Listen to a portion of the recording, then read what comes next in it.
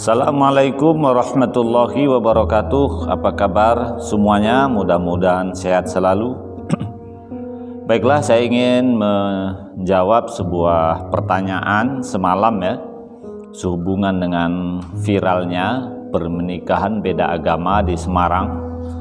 Kalau nggak salah yang perempuan muslimah menggunakan hijab, kemudian yang laki-laki kalau tak salah beragama Nasrani.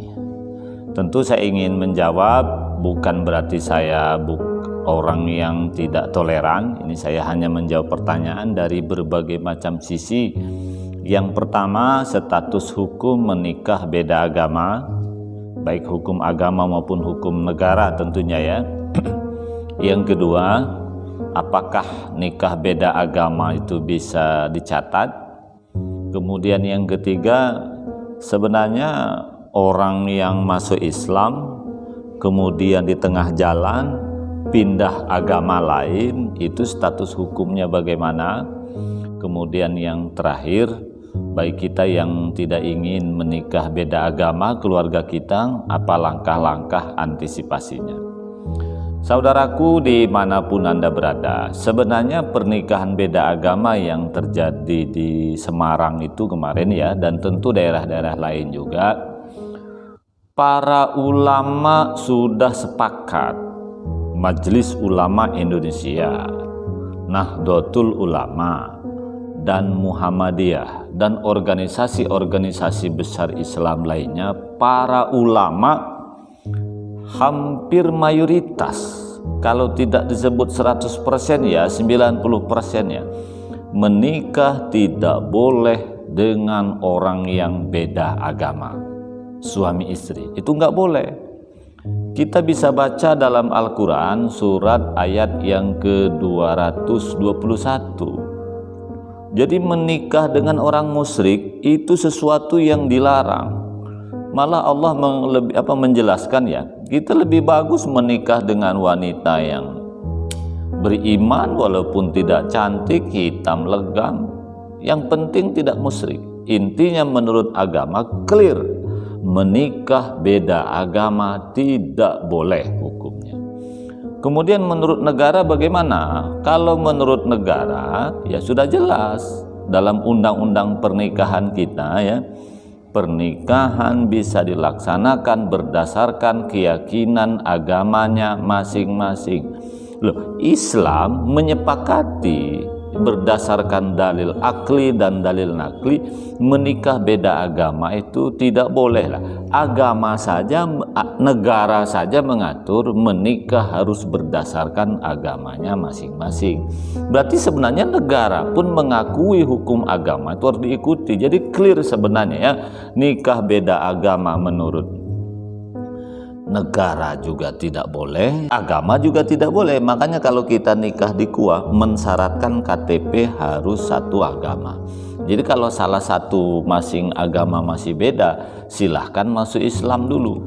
Saudaraku, apakah pernikahan beda agama bisa dicatat?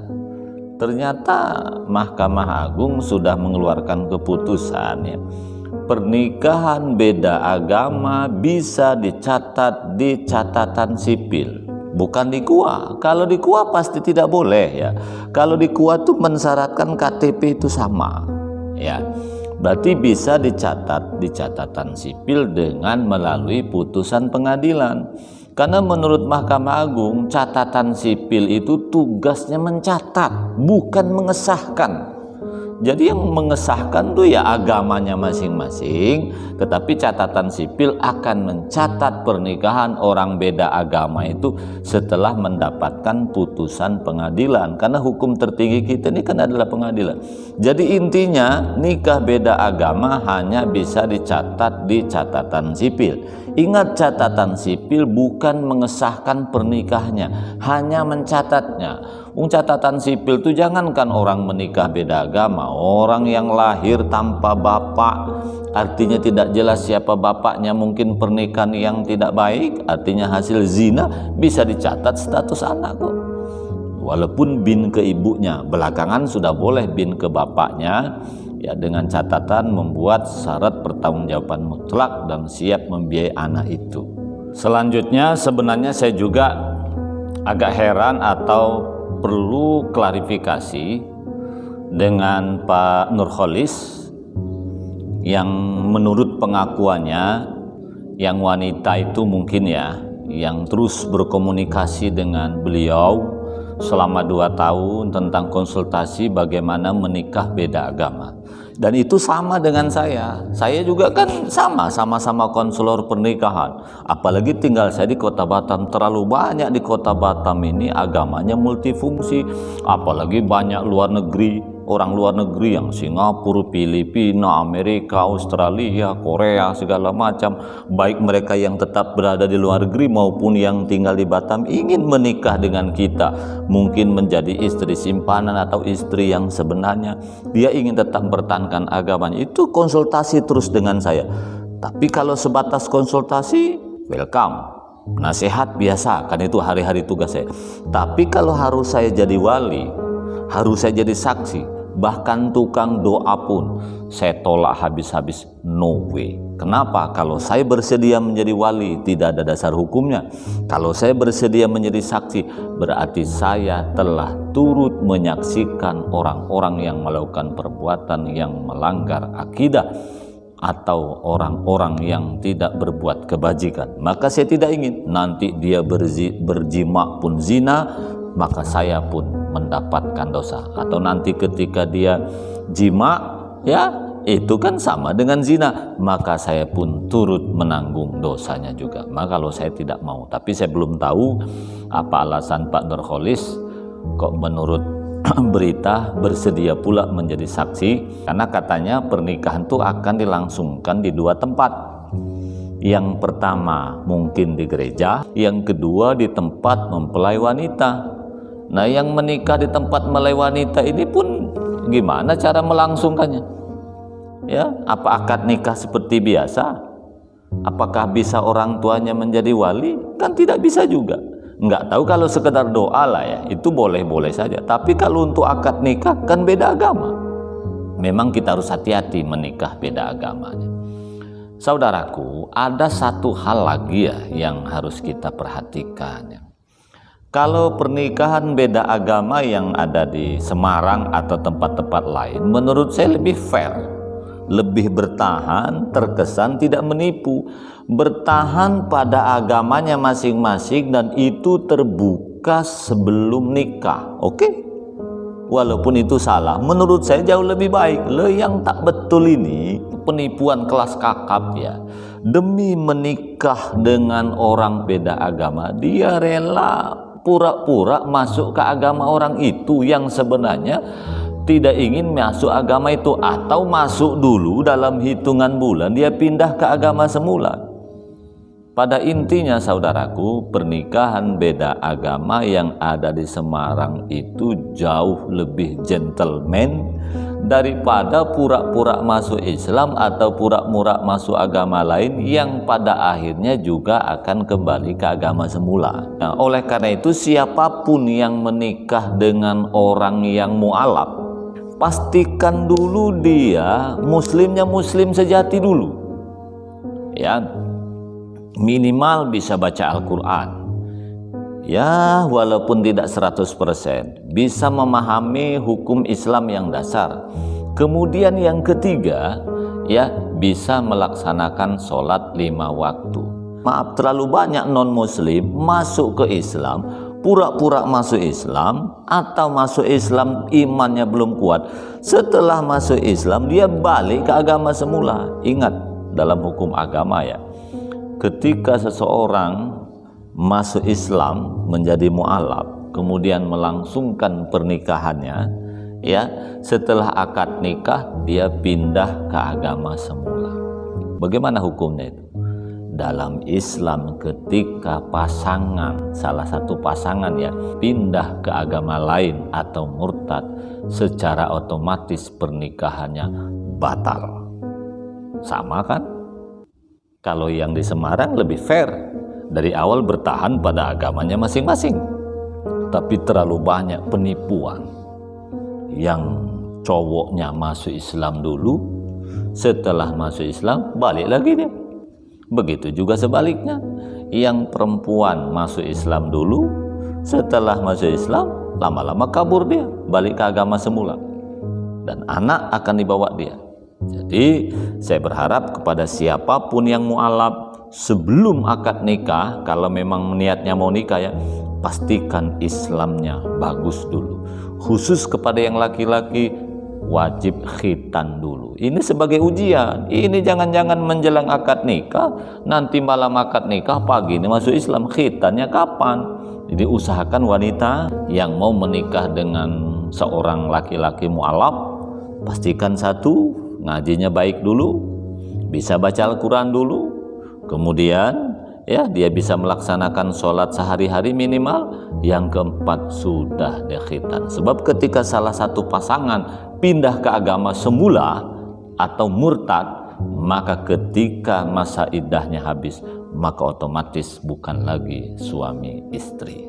Saudaraku, pernikahan beda agama saya pastikan marak di mana-mana, apalagi di Batam, karena saya hari-hari menangani konflik rumah tangga. Dan saya kira bukan hanya di Batam ya, di kota-kota besar. Untuk teman-teman saya, bapak ibu yang ada di kampung, yang ada di Jawa, yang ada di Sulawesi, yang ada di Kalimantan, yang ada di mana-mana, ingat, jika anak wanitanya merantau, bisa merantau ke Batam, merantau ke Singkawang, merantau kemana-mana, ya, cek anak kita, kontrol anak kita. Karena kadang-kadang anak kita sudah menikah dengan mereka yang beda agama, atau jangan-jangan anak kita menikah dengan seorang yang masuk Islam atau mualaf tapi pura-pura. Kalau tidak ingin anak kita atau keluarga kita menikah beda agama, langkah-langkah yang harus diambil adalah 4. Yang satu, pastikan anak kita tanamkan iman yang kuat. Yang kedua, anak kita pastikan masukkan di pendidikan yang lingkungannya itu kira-kira menjadikan dirinya akidahnya tidak rusak.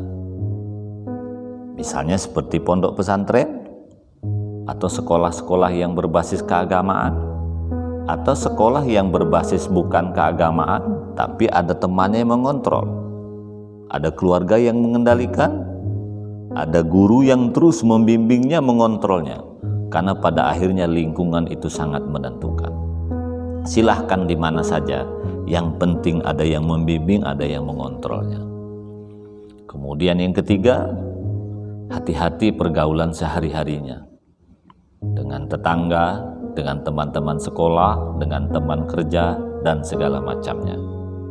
Kemudian yang keempat, pastikan anak kita jangan sampai stres, jangan sampai galau berlebihan.